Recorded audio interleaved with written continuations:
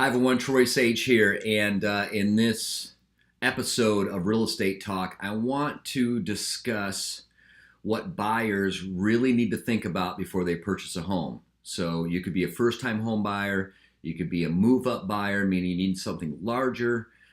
You could be an empty nester, so you're downsizing, or you could be moving to an area that you've never lived in your entire life. You could be relocating to a totally different area.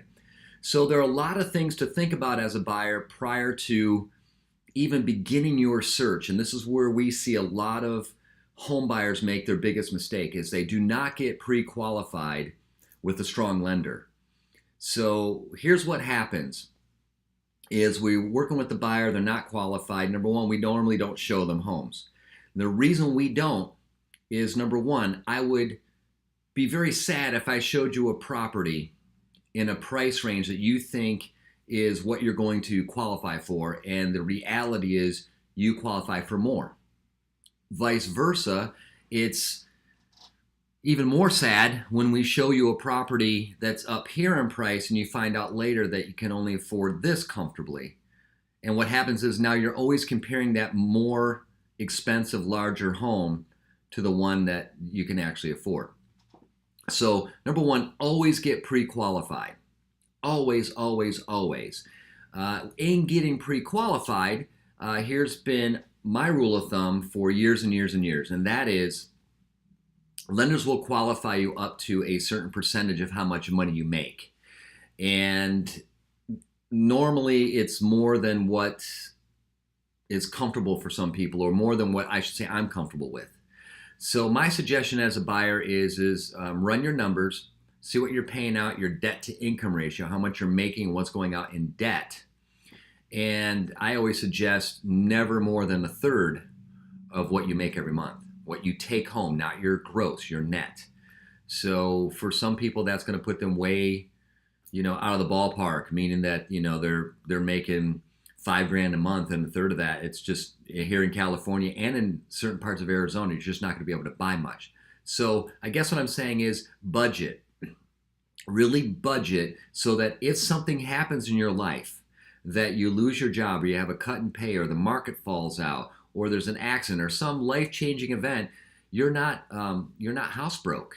We still need to live life. It's nice to own a house, and for some people it's nice to own this big, beautiful home.